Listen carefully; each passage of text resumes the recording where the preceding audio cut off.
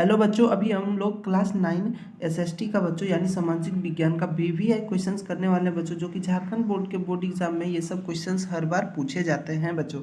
और ऑब्जेक्टिव करवा रहे हैं बच्चों, ये अभी जितना भी करवाएंगे ये सभी रट लेंगे आप बच्चों, तो आपको समझिए ऑब्जेक्टिव का एक भी प्रश्न छूटने नहीं जाएगा बच्चों। ऑब्जेक्टिव का जितना भी क्वेश्चन आएगा आप सभी कर लेंगे।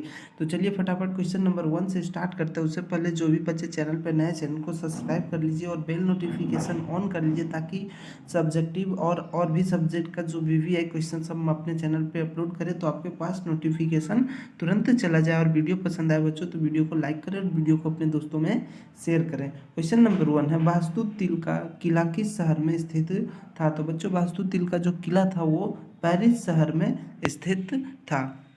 क्वेश्चन नंबर 2 है बच्चों हम लोगों के पास, वास्तु तिल के जेल से कुल कितने कैदी छुड़ा लिए गए थे? तो टोटल 7 कैदियों को ना बच्चों छुड़ा लिया गया था। वास्तु तिल का जो जेल था उससे 7 कैदियों को छुड़ा लिया गया था। उसके बाद 3 नंबर क्वेश्चन है, फ्रांस की क्रांति के समय किस राजवंश का शासक था? तो उस समय बच्चों बुर्बो, ठीक है, बुर्बो राजवंश का शासक था। तो बच्चों थोड़ा सा ये यहाँ पे होना चाहिए था, सीखो तो ठीक है, याद रखिएगा। फ्रांसीसी क्रांति जब हुआ था बच्चों उस समय राजा जो था वो बुर्बो राजवंश का शासक हुआ करता था, ठीक है। 4 नंबर क्वेश्चन है, रूस की क्रांति कब हुई? तो बच्चों रूस की जो क्रांति है वो 1917 ईस्वी को हुई थी, ठीक है। उसके बाद 5 नंबर क्वेश्चन है हम लोगों का, अक्टूबर क्रांति किस देश में घटित हुई? तो अक्टूबर क्रांति जो है बच्चों वो रूस में, ठीक है, अक्टूबर क्रांति रूस देश में घटित हुई थी। उसके बाद 6 नंबर क्वेश्चन है, रूस का अंतिम सम्राट कौन था? तो रूस का अंतिम सम्राट जार निकोलस 2 था, ठीक है, जार निकोलस 2 ये रूस का अंतिम सम्राट था। उसके बाद 7 नंबर क्वेश्चन है, हिटलर किस देश से संबंधित था? तो यानी हिटलर किस देश का था? ऐसे भी क्वेश्चंस को आपको घुमाकर पूछा जा सकता है। तो हिटलर जर्मनी का था, ठीक है। उसके बाद 8 नंबर क्वेश्चन है, द्वितीय विश्व युद्ध में कब जर्मनी ने मित्र राष्ट्रों में सामने सामने समर्पण किया था? यानी कि जब बच्चों द्वितीय विश्व युद्ध चल रहा था तो जर्मनी ने मित्र राष्ट्र यानी मित्र देशों के सामने कब समर्पण किया था? तो ये बहुत ही इंपॉर्टेंट क्वेश्चन है। मई 1945 को किया था बच्चों, ठीक है, मई 1945 को। उसके बाद 9 नंबर क्वेश्चन है, हिटलर का प्रचार मंत्री कौन था? तो बच्चों हिटलर का जो प्रचार मंत्री था वो गयोबल्स था, ठीक है, सी इसका करेक्ट आंसर हो जाएगा। 10 नंबर क्वेश्चन है, चॉकलेट में इस्तेमाल होने वाला तेल किस पौधे के बीजों से निकलता है? तो चॉकलेट में जो तेल इस्तेमाल किया जाता है बच्चों वो साल एक पौधा का नाम है, उनके बीजों से निकलता है, ठीक है, साल।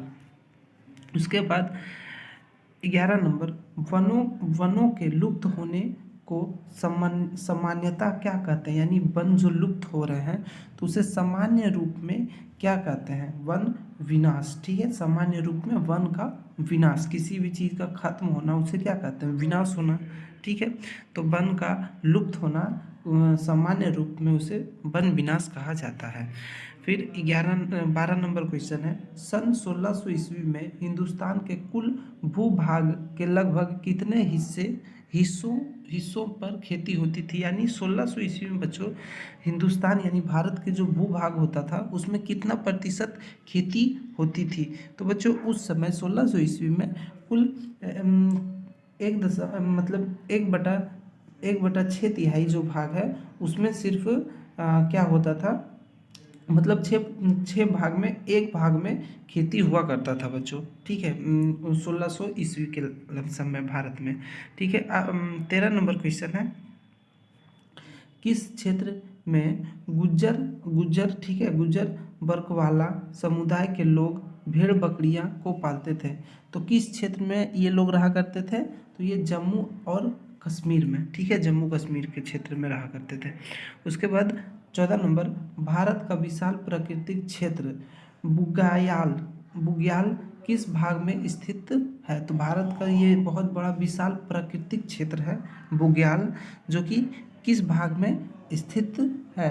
तो ये बच्चों उत्तर भारत के पूर्वी गढ़वाल में, ठीक है, उत्तर भारत के पूर्वी गढ़वाल में। याद रखिएगा बच्चों, ये सब बहुत इंपॉर्टेंट क्वेश्चन है, आप इसे स्क्रीनशॉट लेके नोट कर लीजिए बच्चों और अच्छा से याद कर लीजिएगा, यही सब क्वेश्चन आपको देखने के लिए मिलेगा।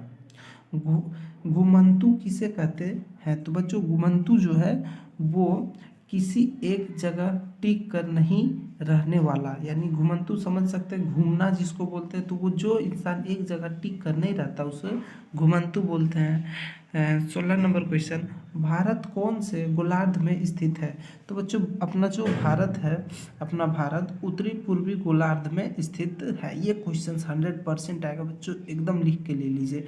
भारत कौन सा गोलार्ध में स्थित है? तो उत्तरी पूर्वी गोलार्ध में स्थित है। उसके बाद 17 नंबर क्वेश्चन है बच्चों, भारत का अक्षांशीय विस्तार कितना है? तो भारत का जो अक्षांशीय विस्तार है बच्चों वो है, यहाँ पे दिया ही नहीं है बच्चों, ठीक है, ठीक है, ये भी नहीं है, ये भी नहीं, और ये भी तो होगा ही नहीं, तो इसका हो जाएगा करेक्ट आंसर, इनमें से कोई नहीं, डी हो जाएगा करेक्ट आंसर, ठीक है। 18 नंबर, भारत का देशांतरीय विस्तार कितना है? तो बच्चों भारत का जो देशांतरीय विस्तार है वो 8 डिग्री, ठीक है, इतना पश्चिमी से, और 37 डिग्री 6 पश्चिमी तक, ठीक है, याद रख लीजिएगा, ठीक है। याद कैसे करना है? तो 84 रखिएगा याद, ठीक है, उसके बाद 376 पश्चिमी से पश्चिमी तक, ठीक है, इस तरह से याद कर लीजिएगा। ये है देशांतरीय विस्तार, ठीक है, भारत का। 19 नंबर क्वेश्चन, एक स्थलीय जो तीनों ओर से समुद्र से घिरा हुआ, चारों ओर से नहीं, 3 ही ओर से समुद्र से घिरा हुआ है, तो प्रायद्वीप कहेंगे, ठीक है, प्रायद्वीप, ठीक है। उसके बाद 20 नंबर क्वेश्चन है, भारत के पूर्वी भाग में म्यांमार की सीमा का निर्धारण करने वाला पर्वतों का संयुक्त नाम है। यानी देखिए बच्चों, क्वेश्चंस को थोड़ा सा समझ लीजिएगा ना तो याद हो, आप अच्छा से याद कर लीजिएगा उसके आंसर्स को। भारत की जो पूर्वी भाग है बच्चों, उसमें म्यांमार की सीमा का निर्धारण करने वाला पर्वत, यानी म्यांमार, भारत और म्यांमार के बीच का जो सीमा होता है, बॉर्डर जिसे कर सकते हैं, कि दोनों को विभाजित करता, भारत को एक साइड और म्यांमार को एक साइड, तो कैसे हम लोग उसका निर्धारण करेंगे? कैसे निर्धारण करने वाला जो पर्वत है उसका क्या नाम है? जो पर्वत यानी पहाड़ आता है बच्चों, तो उनका क्या नाम है? उसका नाम है पूर्वांचल, ठीक है, पूर्वांचल पहाड़ी है, जिससे पता चलता है कि एक इधर भारत है और बीच में पूर्वांचल पर्वत है, ठीक है, और एक साइड म्यांमार है, ठीक है। 21 नंबर है, गोवा के दक्षिण में स्थित पश्चिमी तटीय पट्टी, यानी गोवा के जो दक्षिण दिशा में स्थित पश्चिमी तटीय है उसे क्या कहते हैं? तो उसे कोकन कहते हैं, ठीक है, क्या कहते हैं बच्चों? कोकन। अब है 22 नंबर क्वेश्चन, पृथ्वी का कितना प्रतिशत हिस्सा पानी से ढका है? तो पृथ्वी का टोटल 71%, ठीक है। 70 से ऊपर जितना भी ऑप्शन रहेगा बच्चों आप उसको करेक्ट कर लीजिएगा, कहीं पर 75 रहेगा तो ध्यान रखिएगा कि 70 से ऊपर अगर एक मिल रहा है ना, ठीक है, तो उसको करेक्ट कर लीजिएगा। 50 नहीं है, 25 नहीं है, 30 नहीं, तो 70 से ऊपर जितना भी आएगा आप उसको करेक्ट कर लीजिएगा, देख लीजिएगा कि 2 ऑप्शन 70 से ऊपर ना हो, ठीक है। उसके बाद 23 नंबर, नदियों द्वारा अपरदन की क्रिया किस भाग में तेजी से होती है? तो नदियों में अपरदन की जो क्रिया है बच्चों वो सबसे ज़्यादा जो है वो ऊपरी भाग में होती है, ठीक है, ऊपरी भाग में अपरदन की क्रिया होती है। उसके बाद 24 नंबर, गोखुर झील का निर्माणक नदी की किस अवस्था में ज़्यादातर होता है? तो गोखुर झील का जो निर्माणक नदी है उसकी अवस्था ज़्यादातर कैसी होती है? यही पूछ रहा है, तो मध्य होती है। क्या होती है? ज़्यादातर मध्य होती है। उसके बाद 25 नंबर, समजलवायु कहाँ पाई जाती है? समजलवायु जो है बच्चों वो हम लोग का सागर तट के पास पाया जाता है। उसके बाद 26 नंबर क्वेश्चन है, रबी फसल के लिए अत्यधिक लाभदायक वर्षा को डैश को डैश कहा जाता है? तो क्या कहा जाता है बच्चों, रबी फसल के लिए अत्यधिक जो वर्षा होती है उसे महावट कहा जाता है। ठीक है, डैश। 27 नंबर है, पश्चिम बंगाल में तूफान को डैश कहा जाता है, यानी पश्चिम बंगाल में जो तूफान आता है उसे क्या कहा जाता है, तो उसे काल वैसाखी कहा जाता है। ठीक है, काल वैसाखी।